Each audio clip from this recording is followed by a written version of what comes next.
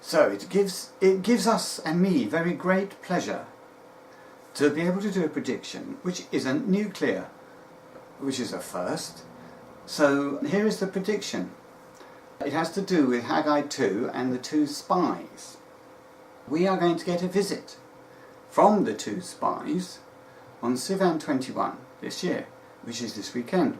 So it is the day after the Sabbath, the first of the week, Sivan 21, which is June 17 and June 18. It is in fact first fruits after the non-Adamic Passover on Sivan 14, which we don't celebrate. So here is why we think that's going to occur. It says in Haggai that on the 21st of the month, in the 7th, literally it meant 7th month, but in the greater meaning it doesn't say month, so it's 7th something. Now the 7th year, the Sabbath year under Jesus, began, the new Sabbath year began, 2017 Sivan 1, because from 2012 onwards the new secular year ceased to be Tishri 1 for Zoarites, because Zoarites are non-Adamic, and Tishri 1 is a year for Adam, and for Satan, who has a lease over Adam. Satan has no lease over the non-Adamics. When Jesus said, the leader of the ruler of this world is coming and he has no hold over me, that's because he was non-Adamic. He didn't have a lease over Jesus, he had a lease over Adam, and Jesus wasn't Adam. Jesus was actually the last Adam. Which meant that he had the genes that Adam had prior to his fall, and by Adam we mean fallen Adam. Anyway, so from 2012 Sivan 14, because we died to Adam then, got resurrected to Isaac, becoming non-Adamic Isaac on 2012 Sivan 16. That was a Passover, a real Passover, with a real death that we didn't realise we went through, but you don't need to realise it. Death is sleep. First death is just sleep. And we went to sleep in one body, woke up in another body, and that is a true death and a resurrection, or we didn't realise it, but our genes were zapped and we became non-Adamic, and we therefore age at half rate, which you can't really tell over a period of just a few years, because Isaac lived twice as long as Moses lived, who sets the limit at 120 years. So 2012 Sivan 1 was the new year, due to the Passover into Zoar. And this year, again, it's 2017 Sivan 1, that's a new secular year that only applies to Zoarites. It doesn't apply to anybody else. If you're a son of Adam outside of Zoar, which you will be if you're outside of Zoar, then you're still under the Tishri 1 year.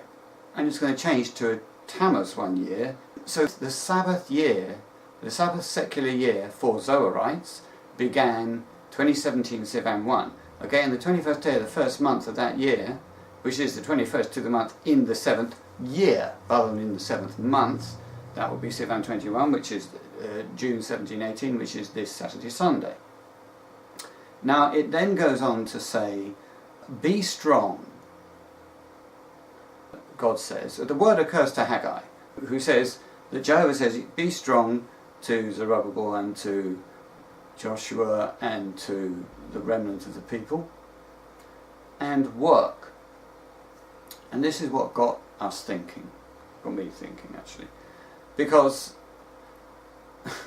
honestly, if I tell the Lord's witnesses at this point, with the great credibility I have chronologically, I have a lot of credibility doctrinally, but chronologically, if I say to them, I've got this great new interpretation, you've got to start working because, it's Sivan 21, you know how accurate my chronology is, it's time to work. I can tell you, it wouldn't have a particularly noticeable effect on the church. They'd think, well, yeah, let's wait till he gets the sign right, probably. So I thought, well, God wouldn't ask me to ask these guys to work if nothing was going to happen, because the word doesn't go forth from Jehovah without results. I mean, it goes forth from me without results a lot, but it wouldn't from Jehovah. So, in other words, there's got to be something that makes them actually work, and there's got to be a reason why they have to be strong. So initially we thought, it's another nuclear disaster going to occur which I've missed. And then I thought, well, if I miss a nuclear disaster, yeah, we'd have to be strong, but I don't think anybody would necessarily start working. Then we thought, well, there must be something in the scripture that tells you what it is and why we should start working and why we have to be strong and what is going on this 21st of the month.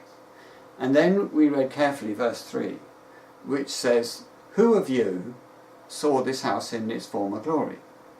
Is it not now in your eyes as nothing compared with how it was formerly?"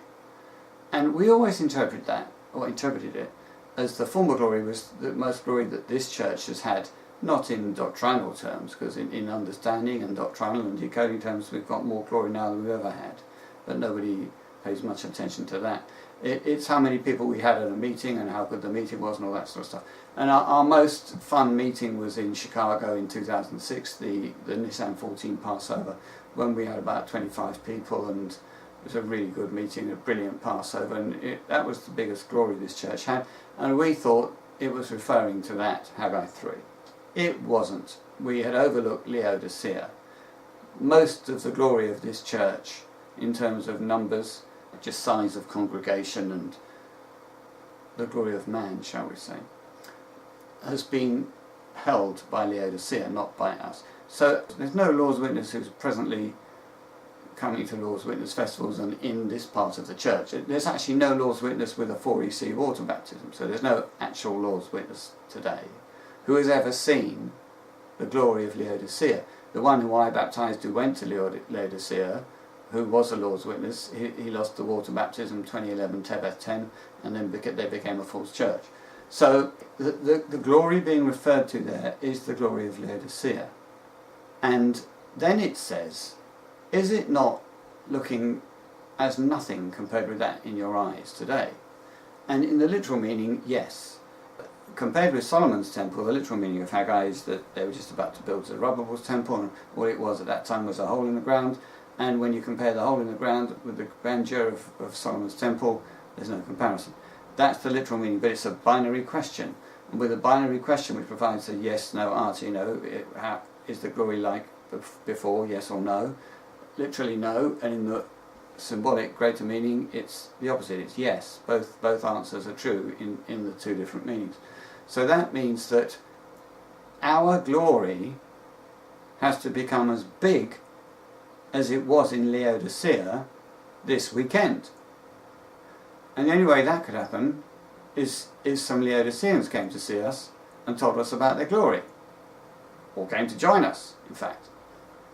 And that made me think about the two spies, because the two spies in Joshua 2 came to see Joshua whilst the wall of Jericho was still standing, and told him everything that was going on in Jericho, including, our hearts have melted, we know that God's given you the land, we can't believe what you did with those two kings. When you beat up Og and Sihon, we basically gave up in our hearts and we realised that God was with you and we were going to lose to you.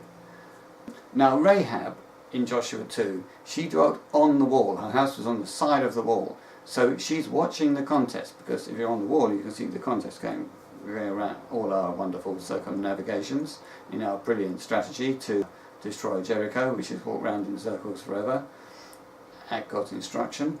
She would have seen all of that. She's a contest watcher. Incidentally, Rahab keeps on living. She stands for the 1NC reserves in Laodicea, and their house is on the wall, and she's sitting on the fence, as it were. She's got a house on the wall, but she's undecided as to what to do, sitting in this fence. But sympathies are with us, but too scared to leave the Watchtower, basically. And these guys get let through, the two spies get let through a hole in the wall.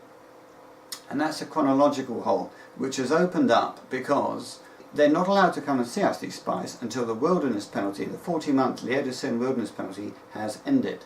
Now, because of the 4,000 days of Laodicea, which have to begin 2002, Chislev 21, the last possible 2NC Pentecost, and therefore have to end Shabbat 1, and because of the 40 days of spying has to occur during the days, plural, of the first ripe fruits Pentecost of the grapes, the 2NC Pentecost, the latter harvest grapes were harvested last. So you've got to start spying at the latest Chislev 21, therefore you have to finish spying Tebeth 30, 40 days, and therefore Shabbat 1 is when Laodicea fell. And so, for the reason of the 4,000 days of feeding of the 4,000 and the 40 days of spying of Numbers 13, for both of those reasons, the wilderness penalty for 40 months on Laodicea had to begin when that church fell, and the church had to fall Shabbat 1. So it has to end 40 months later, ER 30. So since ER 30, which is now nearly 3 weeks ago, since then the spies would have been permitted to come and see us. And the gap in the wall is the period from the end of the wilderness penalty on Laodicea, when they could come and see us, to the fire signs, well, to the wall falling down actually as a result of the fire signs, which is Tammuz 7 we now think. So there's only one 21st of the month in that period, which is Sivan 21. So that's when they're going to come and see us. And as regards these two kings, what it says is they're kings of the Amorites. Now, Amorite is a mountain dweller. So they're kings of mountain dwellers. The mountain is administration. So Bethelites. They're kings of Bethelites. But they were across the river, i.e. they've got the 4 EC baptism, not the 3 EC baptism. So they're Laodicean kings. And we have defeated them both. We've assigned them both to destruction. That means they're not 1 NC reserves, because we wouldn't assign them to destruction, devote them to destruction, because they must live on. Rahab lives on. But the 2 NCs from Laodicea lose their angels. And therefore these are 2 Laodicean governing body 2 NCs. There are very few 1 NCs on the governing body. In fact, there are none. There are no 1 NCs on the governing body at the moment, because a 1 NC reserve presently doesn't partake, because they're humble. Anyone who partakes presently, all the partakers at the Watchtower Memorial, every single one of them is a fake at present.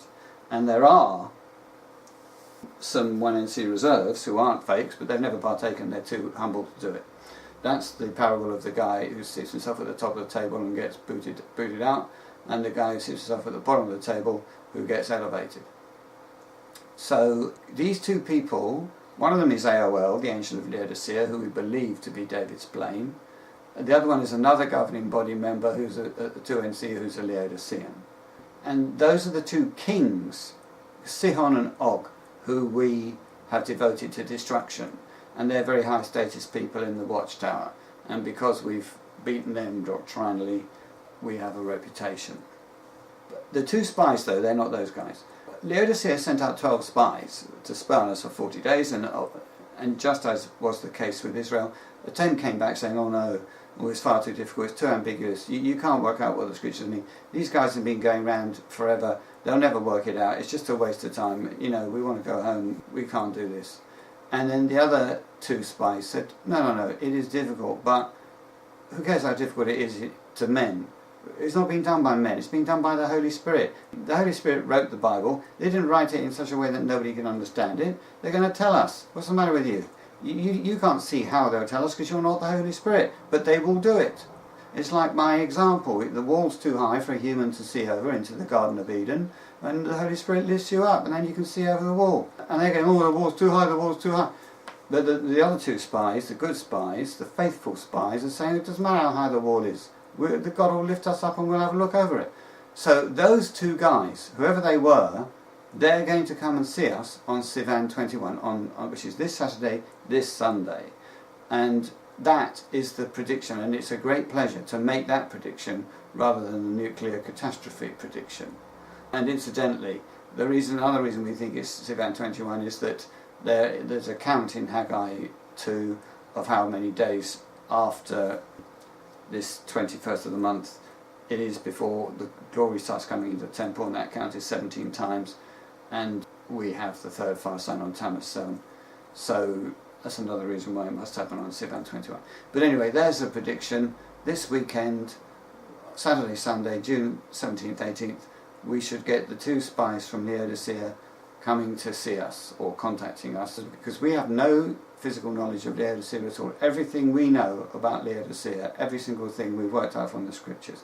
It's possible a Laodicean has contacted me, but if they have, they've never told me they're Laodiceans, or that Laodicea exists. I have no knowledge physically that it exists at all, only interpretation. Thanks very much.